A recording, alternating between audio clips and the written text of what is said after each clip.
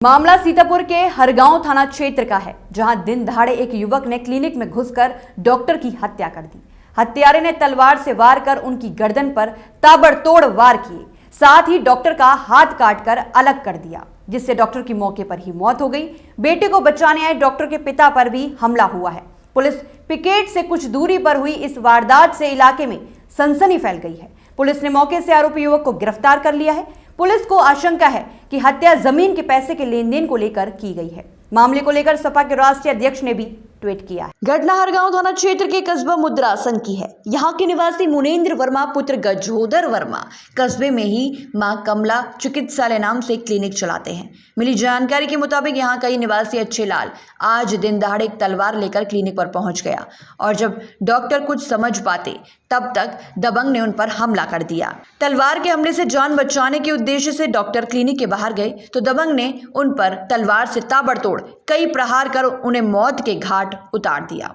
इस मामले में डॉक्टर को बचाने पहुंचे उसके पिता गजोदर पर भी आरोपी ने तलवार से हमला कर दिया, जिससे वह गंभीर रूप से घायल हो गए।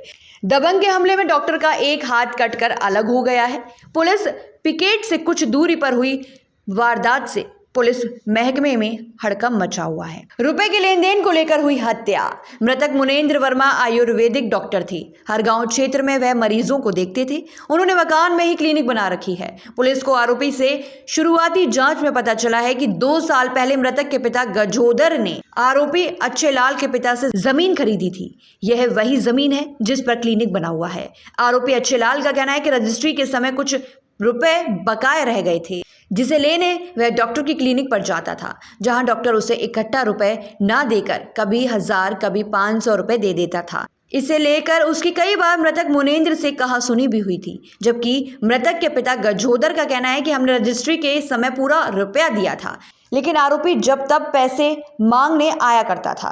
घटना की जानकारी मिलने के बाद डॉक्टर के क्लिनिक पर भीड़ लगी हुई है। हमारे सर ने हमसे पानी मंगवाया था, उनको मैंने पानी दिया और मेडिकल की तरफ मैं गया था जी। और वहाँ पर ये आ गया होगा, मैंने भी नहीं देखा। यहाँ पर एक मरीज बैठा हुआ था इस तखत पर, उसने भी नहीं देखा। वो आकर के सर जी बंद करके दरवाजा सर जी का उसे मारने लगे सर जी को। सर जी ने हाय दादा कहा तो हम और आसिदा दोनों बाहर निकले और स्टैंड लेकर दादा ने गेट पर मारा।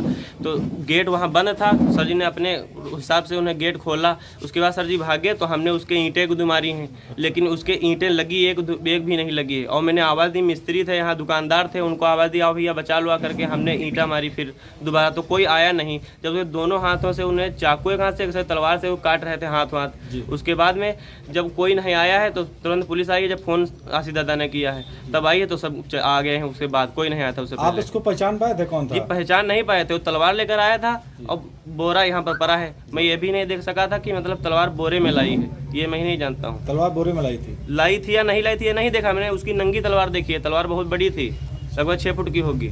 थाना क्षेत्र हरगांव में मुद्रासन गांव में जहां हम लोग यहाँ इस समय खड़े हैं, यहाँ पर एक मुनेन्द्र प्रताप वर्मा है जो अपना क्लिनिक छोटी ये चलाते हैं, जिनके द्वारा मरीजों को यहाँ देखा जा रहा था।